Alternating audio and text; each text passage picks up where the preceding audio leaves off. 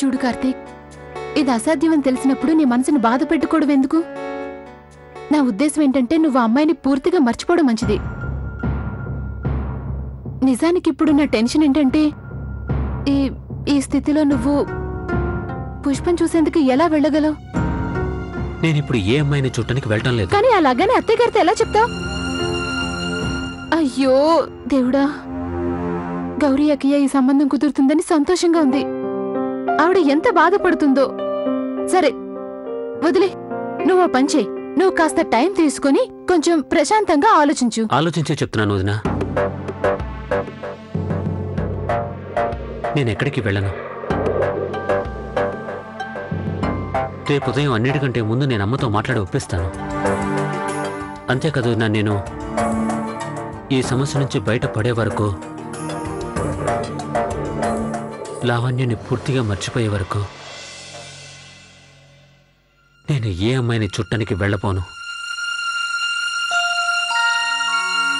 వెంకటేశ్వర, కార్తీక్ని ఈ కష్టం నుంచి బయటపడే తండ్రి.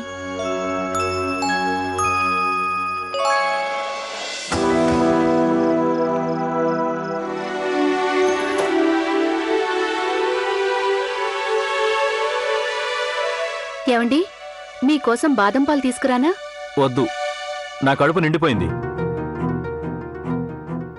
అది ఒక మాట.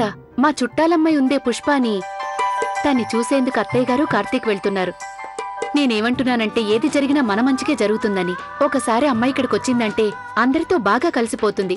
మీరే చూస్తారుగా, కార్తీక్కి అత్తయ్య గారికి పుష్ప తప్పక నచ్చుతుంది. ఇంకో ముఖ్యమైన విషయం ఏంటంటే కోడళ్ళందరూ సొంత అక్క చెల్లెళ్ళ కలిసిమెలిసి ఉంటాం. ఇక చాలు, లైట్ ఆఫ్ చేయి.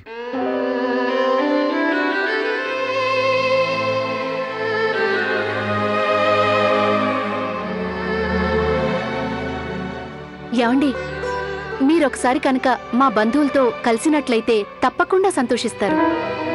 ఏమండి, మీరు కూడా పుష్పం చూసేందుకు వెళ్తారుగా? నేను ఈ విషయంలో తలదూర్చను. నువ్వు కూడా తలదూర్చకుండా ఉంటే బాగుంటుంది.